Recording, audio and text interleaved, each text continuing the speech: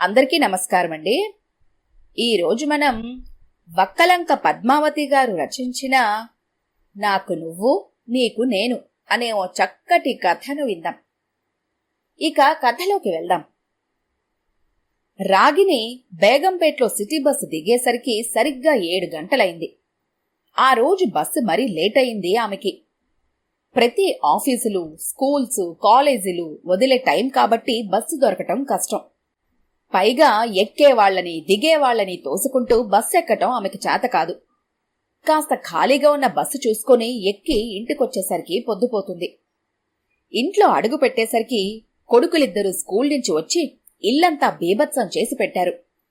పెద్ద కొడుకు కళ్యాణ్కి 10 ఏళ్లు, వాడికంటే 2 ఏళ్లు చిన్నవాడు పవన్. ప్రశాంత్ ఇంట్లో లేడు. పనిపిల్ల కొండమ్మ రాలేదనుకుంటాను. పిల్లలిద్దరినీ ఇంట్లో పెట్టి బయట తాళం వేసి వెళ్లిపోయాడు.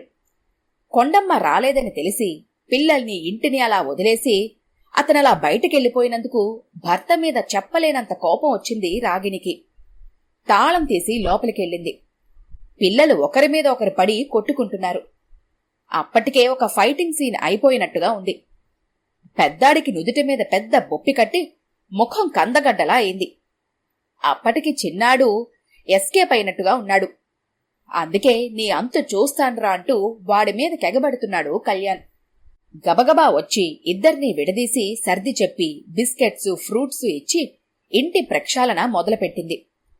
ఇది రోజు జరిగే భాగోతమే అయినా ఆ రోజెందుకో చాలా విసుగు, కోపం, చిరాకు అనిపించింది ఆమెకి.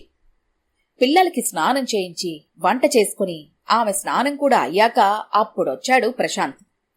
అతను రాగానే ఆమె నవ్వుతూ విష్ చేయలేదు. మల్లెపూలు ఎలానూ తేడ కాబట్టి అందుకోవటం అనే సీన్ ఉండదు. పెళ్లైన కొత్తల్లో అదే అడిగింది ఓసారి రాగిని. కారులోనేగా, అలా వస్తూ కాసిని మల్లెపూలు తేవచ్చు కదా అని అంటే, మై గాడ్, ఆ ట్రాఫిక్లో కారాపి పూలు కొని తెచ్చి నీ జడలో తొరమటమంటే నా వల్ల కాదు. ఇల్లంట వస్తాయి, ఆ గోలంతా నువ్వే చూసుకో అనేవాడు. Prashant bank officer. పేరు ప్రశాంత్ అయినా కోపం ఎక్కువ. ఎంత త్వరగా ఇరిటేట్ అవుతాడో, ఇతనేలా అలా ప్రవర్తించింది అనిపించేంతగా కూలైపోతాడు. అది రాగినికి నచ్చదు. రాగిని తల్లిదండ్రులకి ఆమె ఒక్కతే కూతురు, అపురూపం. జీవితంలో అన్నీ మనం అనుకున్నట్టే జరిగిపోతూ ఉంటాయి అనుకునే విధంగా పెరిగింది. దానివల్ల పెళ్లయ్యాక ప్రశాంత్ స్వభావంతో సర్దుకోలేకపోయింది. అతను మంచి ఎగ్జిక్యూటివ్లా ఉంటాడే తప్ప ఫ్రెండ్లీ నేచర్ లేదనిపించింది. కుటుంబ జీవితం మీద అతనికి ఏ రకమైన అనుభూతులు కానీ ఫీలింగ్స్ కానీ లేవనిపించేలా ఉండేది అతని ప్రవర్తన. ఎప్పుడూ ఆఫీసు, ఫ్రెండ్స్, బుక్స్, వీటికి తోడు కంప్యూటర్ కోర్సులు, టెస్టులు, ఏదో సాధించాలనే తపన. ఇవన్నీ తన ఎమోషన్స్ ని డామినేట్ చేస్తున్నాయే తప్ప మీ మీద ప్రేమ లేకపోవటం లేదు అంటూ ఉంటాడు. అది అర్థం చేసుకుని ఆదరిస్తే తను కోల్పోయేదంటూ ఏమీ ఉండదు. కాని అందుకు ఆమె అహం అడ్డొస్తుంది. జీవితం మీద అల్లుకున్న అందమైన కలలన్నీ ఒక్కొక్కటిగా కోల్పోతున్నట్టుగా బాధపడుతూ ఉంటుంది రాగిని. అందుకే సొంత వ్యక్తిత్వం తనకంటూ అవసరం లేకపోయినా ఉద్యోగంలో చేరింది. అందువల్ల తమ కుటుంబ జీవితానికి మరింత దూరం అవుతున్నానని గ్రహించలేకపోతోంది. పిల్లల్ని హోంవర్క్ నుంచి లేపేసి హై పిచ్లో టేప్ రికార్డర్ ఆన్ చేసి ఓ 10 నిమిషాలు వాళ్లతో పిచ్చి పిచ్చిగా గంతులేసి స్నానం చేసొచ్చి భోజనానికి కూర్చున్నాడు. రాగిని అన్నం వడ్డిస్తూ గిన్నెలు, ప్లేట్లు విసిరి విసిరి కొట్టడం చూసి, ఏమైంది నీకు అన్నాడు సీరియస్గా. నీ బాధ్యతారాహిత్యానికి పిచ్చెక్కుతుంది అంది. అప్పటి వరకు అణుచుకున్న కోపం, ఉక్రోషం ఒక్కసారిగా పడగ విప్పాయి. అర్థమైంది. పిల్లల్ని వదిలేసి వెళ్లాననేగా నీ నస. కొండమ్మ కోసం చూశాను, రాలేదు. నువ్వు వచ్చే వరకు వెయిట్ చేసే టైం లేదు, వెళ్ళిపోయాను అన్నాడు. అంతేనా? చిన్నపిల్లల్నలా వదిలేసి వెళ్ళిపోవటమేనా? వెళ్ళక గుమ్మంలో నీకోసం ఎదురుచూస్తూ కూర్చోమంటావా? అసలు నీకెందుకీ ఉద్యోగం? పిల్లలంటే అంత ప్రేమ ఉంటే ఇంటి పట్టు నుండి కేర్ తీసుకోవచ్చుగా అన్నాడు. తీసుకుంటాను. 24 గంటలు నీ గురించి, పిల్లల గురించి శ్రద్ధ తీసుకోవటానికి నేను పుట్టాను.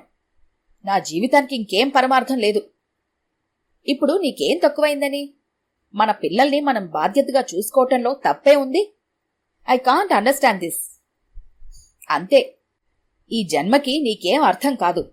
ఈ బాధ్యత అనేది నాకొక్కదానికేనా? నీకెందుకు ఉండకూడదు? అహంకారం, మగవాడిని అనే అహంకారం, ఇగో అంది ఆవేశంతో ఊగిపోతూ. నువ్వలా అనుకుంటే అలానే, ఓకే, పిల్లల్ని సంసారాన్ని చూసుకోవడం, బాధ్యతల్ని పంచుకోవడం అవుతుంది కాని ప్రతి చిన్న విషయాన్ని అనలైజ్ చేస్తూ స్టూపిడ్లా బిహేవ్ చేస్తున్నావు అన్నాడు. మూర్ఖురాల్ని నేను కాదు, నువ్వు పరమ మూర్ఖుడివి, ఏ ఎమోషన్సు లేని రాయివి అంది. Shut up, I see you. Ragini, హద్దు మీరుతున్నావు. నీలాంటి వాణ్ణి కట్టుకున్న ఏ ఆడదైనా చేసే పని అది. నాతో అంత బాధపడుతూ బ్రతకడం దేనికి? నీకిష్టమైన దారి నువ్వు చూసుకో, నాకేం అభ్యంతరం లేదు అన్నాడు. నీ అభ్యంతరాలతో నాకేం పని? పిల్లల కోసం భరిస్తున్నాను. Routine dialogue. పిల్లలు కావాలంటే నువ్వు తీసుకో. దీన్ని బట్టి తెలుస్తుంది నీకెంత మనసుంది. నువ్వు కాదంటే నీ దగ్గరే పడుండాల్సిన కర్మ నాకు లేదు.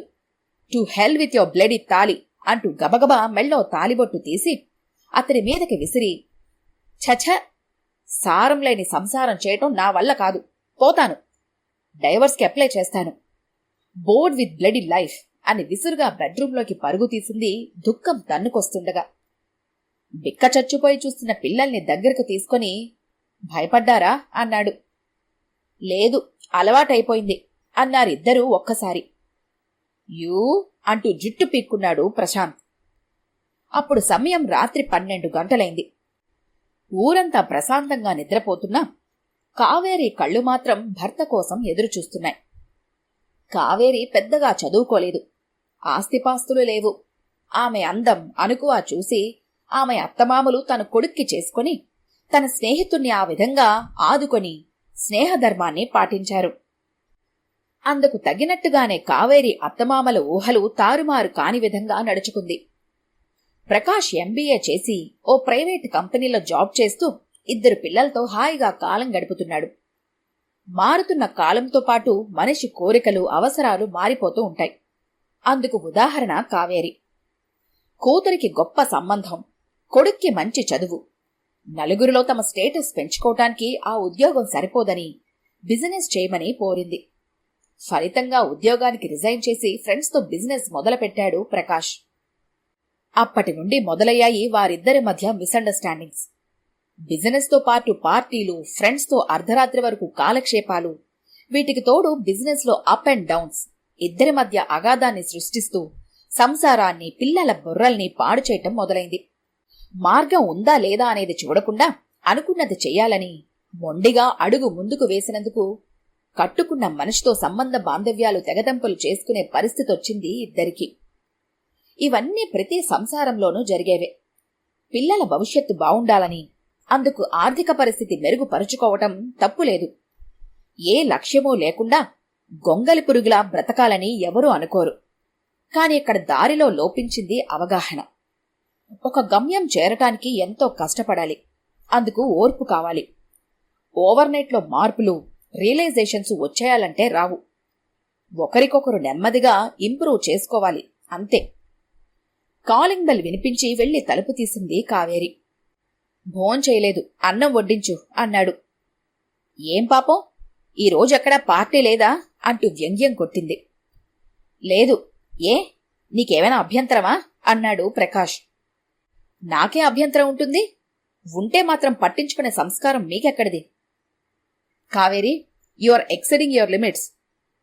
అర్థమయ్యేటట్టు తిట్టండి, సమాధానం ఏం చెప్పాలో అదే చెప్తాను. అదే నేను చేసిన పొరపాటు. చదువు సంధ్య లేని నిన్ను నీవాళ్లు నావాళ్లు కలిసి నా మెడకి చుట్టారు.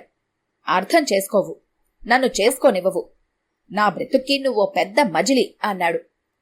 అంత బాధపడుతూ భరించక్కర్లేదు, విడాకులిచ్చేయండి. నా దారి నేను చూసుకుంటాను. మీరు చెప్పిందల్లా వినడానికి, చేసిందల్లా భరించడానికి కీ ఇస్తే ఆడే బొమ్మని కాదు. లోకంలో ఎందరో ఎన్నో రకాల బిజినెస్లు చేస్తున్నారు, సంపాదిస్తున్నారు. మీరు చేసే ఇంతోటి బోడి బిజినెస్కి కొండలు పిండి చేస్తున్నట్టు ఫోజు.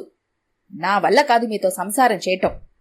రేపే అత్తయ్య మామయ్యలకి ఓ మాట చెప్పేసి నా దారి నేను చూసుకుంటాను అంటూ వెళ్లి పడుకుంది. టీవీ ఆన్ చేసి భోజనానికి కూర్చోబోతుంటే మనసుగతి ఇంతే, మనిషి బ్రతుకింతే అంటూ పాట వినిపించి డ్యామ్ యూ అనుకుంటూ స్విచ్ ఆపేశాడు. అనుకోకుండా వచ్చిన కొడుకు కోడళ్లను చూసి అలివేలుమంగ, రంగనాథం సంబరపడిపోయారు. ప్రకాష్, ప్రశాంత్ ఒకరినొకరు చూసి ఆశ్చర్యపోయారు. అమ్మానాన్నల్ని చూడాలనిపించి ఉన్నట్టుండి బయలుదేరామని సమాధానాలు చెప్పుకున్నారు. తల్లిదండ్రులంటే కొడుకులిద్దరికీ ఎంత గౌరవాభిమానాలున్నాయో కోడళ్లకి అంతే. తమ భర్తలతో ఎంత వేగిపోతుంది చెప్పి తీసుకున్న నిర్ణయాన్ని కూడా వివరించాలనుకున్నారు ఎవరికి వాళ్లు. రంగనాథం గారికి 70 ఏళ్లు పైబడ్డాయి.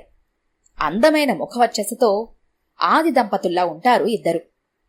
కొడుకులకిష్టమైనవన్నీ అపురూపంగా చేస్తూ వంటలో నిమగ్నం అయిపోయింది అలవేలుమంగ.